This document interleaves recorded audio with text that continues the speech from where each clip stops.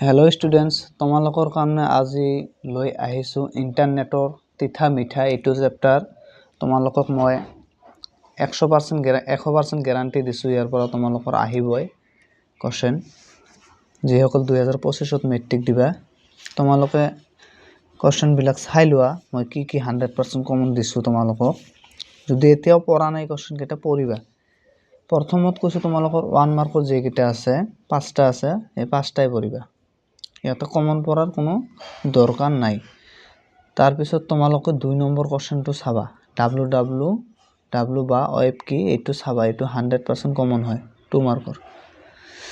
লং question যেটা common দিছোঁ মই 6 নম্বৰ কোৱেশ্যনটো মিছ নকৰিবা। এইটো কৈছে ইণ্টাৰনেটৰো মিঠা সুবিধাৰ লগতে তিতা অসুবিধাও আছে।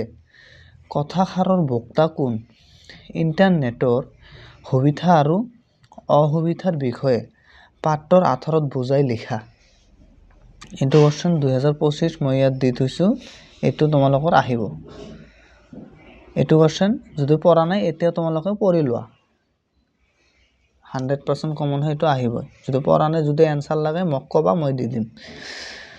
তাৰপিছত 7 নম্বৰটো হয় 100% কমন। ইণ্টাৰনেটৰ তিতা মিঠা গল্পটোৰ নামকৰণৰ সাৰ্থকতা বিচাৰ কৰা। এইটো 100% কমন হয়, কিন্তু 6 নম্বৰ কোৱেশ্যনটো আহিব তোমালোকৰ। তাৰপিছত মই এইটো কোৱেশ্যন কমন দিয়া নাই, এই দুটাহে দিলোঁ কমন 100%।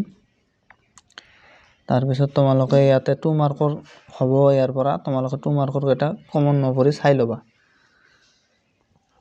আৰু কমন ইয়াতে আৰু নাই, কিন্তু 1 মাৰ্কৰ তোমালোকে এইটো ভাইৰাছ এইটো কমন হয়, এইটো চাবা। ইয়াতে কমন নিদিওঁ মই, 5টাই পঢ়িবা। আজিৰ ভিডিঅ' ইমানেই আছিল। দেখা হ'ব পৰৱৰ্তী ভিডিঅ'ত।